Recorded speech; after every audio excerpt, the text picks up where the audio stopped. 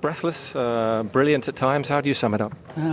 Good second half, good reaction. I think first half was a bit complicated for us. I felt it's a bit nervy, and the decisions we took, they were basically we choose to go safe and play too many balls backwards. We struggled to find the rhythm, didn't have the confidence to go through the gaps and find a rhythm with some short passes and then the switch of play. And just saw a statistic of 33% ground duels won in the first half and 73 in the second half. So even off the ball, I felt us not brave enough, not committed enough together. And I love the reaction of the players into the second half. And the second half was excellent. And we deserved to win, but it was emotional. A lot of emotions involved, and it took us a while to get going. But we did get going, and that's the positive. Harry Kane and Jude Bellingham have both paid due credit to what you said at half-time. Harry Kane called it a speech. It made a big difference. Just reinforce. I just said, like, even if we, I said, even if we lose, it will not change my perception of the last 17 days. But let's do it our way. We're too focused on the result. We're too focused on protecting what we anyway don't have at the moment.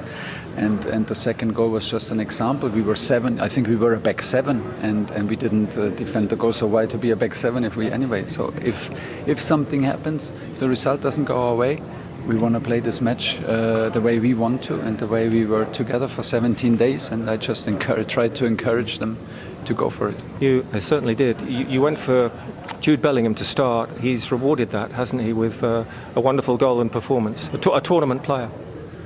Not a very good player. He deserves to start, and that's what he needs to do. He needs to then fight for his place, to keep his place. That's what he did. It was good. And how do you view this then, Thomas, as a start? Declan Rice has said he's okay. We hope others are okay. How do you view this then as a start? Let's see. I hope they are okay, because normally I would never take Declan out, but I didn't want to take any risk, and I think the reaction, like I said, was excellent. The effort was enormous because we lost. We were not very clean when we won balls with the first and the second touch after a ball win. We were we were not clean enough. We lost a lot of these moments, and then you work a lot a ball loss after a ball win is maybe the most tiring thing you can have. We have a lot of them, so we are exhausted.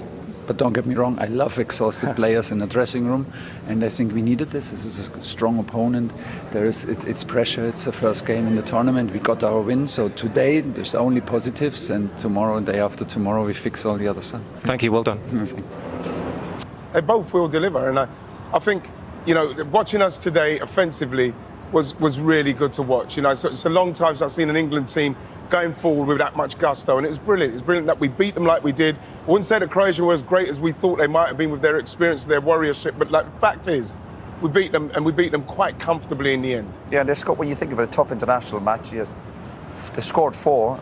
Could have been 7 or 8. Yes. They missed some really great chances, so it's not bad going. Well, also, I think for people watching at home, because whoever they're supporting at home, they want to see lots of flowing football and some excitement. And as I said, I think at half-time, Messi got a hat-trick, Mbappe got 2, they looked the business, Haaland got 2, England have scored 4 goals. This is what we want on a broader scale, isn't it? And it was probably tough on England waiting for their game to kick off, and they're seeing all that. So you could feel it before the game, and obviously we heard at half-time there was tension in the groove, which is only natural. So again, to turn out, we all watch football matches, we love team shape, we like tactics, we want to see goals, we want to see entertainment. And England provided that today. You know what? Sorry, Gal, you want to say? Go on, No, you go. No, I was going to say, when you're younger and you watch the World Cup, you always want to watch that main player from that country and what he does. And the names you've mentioned there, they've all done something. So for all those young kids watching, they'll have seen their top guys do something. That'll make them really excited about the World Cup. That's what I was just going to say. My first World Cup watching was '82, and it made me dream Brian Robson scoring that goal against France. And there's a kid there that's been watching, thousands of kids have been watching their first World Cup tonight. English fans, and they'll be feeling like the World Cup has just begun and we're making them dream. It's magic. It is magic football. Absolutely. Sometimes. Just didn't score in 27 seconds like Brian Robson, that's all. But we'll let them off, I think. Because, it's going to be such a long World Cup. You said it would have been hard for England to have to wait that long. Yeah. But at least they've got that out of the way. If they do progress, it's going to be 4 games in a very short space of time, which feeds back even more to this business of the whole squad, isn't it, as well? And if you're Morgan Rogers tonight, you're thinking, well, Jude Bellingham probably is going to start, but I just have to be ready to play my part because it will happen. Exactly. And what we've seen is that they will get an opportunity. You see, like someone like Bukayo Saka, Noni Madueke got his chance today, came up with something for us. You know, Bukayo Saka came on and set up a goal. You know, Rashford came on, Marcus Rashford came on and scored a goal. People will get a chance off the bench because it's going to be long and we're going to need everybody and everybody has to be ready. Who's impressed? I'm not talking about England now, I'm talking about the World Cup. Who's impressed you most so far, country-wise? Well, obviously you look at the way Argentina, Messi's up and running. You'd be impressed today for England. Spain had a little bit of setback. But again, I try not to overanalyse after the first game. There'll be ups and downs along the way. France, but of course, France, the key is France, of course, the usual stuff. But of course, the key is peaking at the right time. Yes. The way France played, the way Elise... I mean, we saw Patrick Vieira, who's with us this morning. He was like, the way Elise played as well, Gary, you're thinking...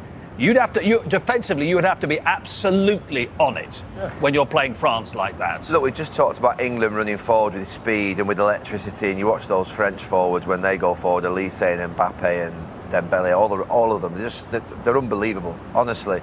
The speed they've got in that attack is frightening, but we've got players who can run forward quickly. Rodgers, Rashford, Gordon, Saka, Madueke, Bellingham. I'm not saying they're all the same level as the players I've mentioned for France, but I'll tell you what, they'll cause massive problems for defences. It's the World Cup, Gal. We're supposed to see top players frightening other people. We're frightening people now, I think, with what we've just shown as well. We're amongst that lot, Gal. You know who else is very happy, don't you? The Boston pub owners. They've got 2 Scotland games and 1 England game. Wow. They have had the biggest touch of the World Cup, I think. It's absolutely phenomenal what's happened there. Yeah. So England go to Boston next to play Ghana, and we're going to have Scotland's game against Morocco on Friday in Boston as well. So that's going to be absolutely OK, so from Croatia's point of view, does it feel like the sort of game that with Modric you go, maybe the time, well, obviously the time is near, but the time has come? Yeah, most definitely, I think, at this level, particularly against a brilliant team like England, who are overran in midfield. But don't be writing them off for this competition, because the last 2 games, on paper, look games Croatia are more than capable of winning. And let's not be writing them off yet over the next few weeks. Yeah, absolutely. Because they did actually, at 3-2, there was just 10 minutes, wasn't there? Where England got dropped deeper and deeper and deeper, and you're thinking, don't invite them on too much. No, but Mark, that's what I was saying about you're going to have to, at points in games for 10, 15, 20 minutes, soak up some pressure and be good at soaking up pressure and then counter-attack off it. So, look, England have got to play 2 or 3 different ways to get through the entirety of this tournament. Thomas Tuchel is there now. Here he is with Gabriel. It felt like almost at times one of those victories that you really can savour. Yeah, I think the second half especially, we really showed what we were about and how the team we want to be was showed in the second half. The first half, I think we were still a little bit nervy, a little bit cagey. I think we set up well defensively, pressed well, intensity was good without the ball, but with the ball probably rushed a little bit. And then second half, I think we created a nicer rhythm, and that's where we saw the best of us. Harry Kane told us there was a speech from the manager at half-time. That's how good the manager was at half-time. Yeah, I mean, it wasn't one of those where it was a big drama. He wasn't standing up shouting. It was, I think, just what the team needed. And to be fair, we have a mature group. We have great leaders in there, and I think everyone kind of knew the level that we had to get to and why we weren't hitting it. So yeah, we were very clear in the second half, and then obviously the early goal at the start of the second half gave us a good platform. Well, that was your goal. It came at the end of a 23-man passing move. Really? Yeah. I mean, I don't remember all 23. I remember Elliott's was pretty brilliant, and yeah, Noni was trying to take it off my toe, but no chance. And yeah, I just took it into the box and put it away. But obviously the work that goes into creating those kind of plays is obviously one that takes us weeks to get right, and credit to the manager and his staff. They've put us all in a position to be in our best places to make the difference, and we did it there. And the manager and Harry have said this is your stage. This is when Jude Bellingham, and we've seen it today, Jude, will you relish it? Yeah, well, it's my responsibility to the team and to my country is to give everything I have when I cross the line, and you know, wear that badge on the front, wear that number 10 on the back. I want to try and give everything that I have with and without the ball to the team. You know, it's been a long season for me. I've probably missed more camps than I would have liked, missed more games than I would have liked, but I think I've always got something in me where I know when it comes to this time I'll step up for my team. And it's a start. How do you sum up the spirit in this group and the quality that you've shown in flashes today? Yeah. When obviously it's all about what, you know, the final step, the second start. I think the second half was more than flashes, to be honest. I think it was the constant level of the intensity without the ball was top level. The subs who came on were unbelievable. Rashi, Morgs, Bakayo, pressing from the front, even with a minute left of added time, and that's the mentality we're trying to create in the group, and yeah, we hit the mark today. Well done, Thank you very much, Gabriel. Well, Gary, very good to hear from Jude Bellingham. He speaks very well, very maturely. He's done an awful lot in his career already. Yeah, Mark, one of the things over the last 12 to 18 months is that suggested that he doesn't like doing interviews, and that's one of the things that maybe has sort of irked his teammates at times. But it's not me to advise Jude Bellingham. When he speaks, he speaks beautifully, he speaks with confidence, he's got stature, he's a big game player. I think when he speaks, he's probably going to make his other teammates feel better because of the way in which he projects himself. So, look, it's great to see him. It was a great goal he scored, and he's a big game player. And look, there's doubts sometimes about these young lads and whether they've got potential to go the whole way, but he is absolutely fantastic as a football player. Authority and authenticity, doesn't he? Yeah, of course. And again, he's a big player, big expectation. And there's a reason there's a big expectation, because they can produce. They've got the belief, the confidence, that again, he spoke well there. And it is nice to see maybe another side to these players, because there's a lot of PR around him and social media, so it's nice to see him. And again, he stepped up to the plate today. That's the most important thing. Well, my question at the beginning was, if England are going to go far, then either they're going to have a superstar or the elite players all have to play very well at the same time. If they're going to go far, Kane and Bellingham have to play really well. I think that's fairly self-evident. I think that is, yeah. And what we saw is that, again, in this game, they both stepped up, and I'm sure that when the games get tougher, they'll do that again. But at the same time, I'll go with Gary. We've got to make sure that we are funneling it into those two, because they...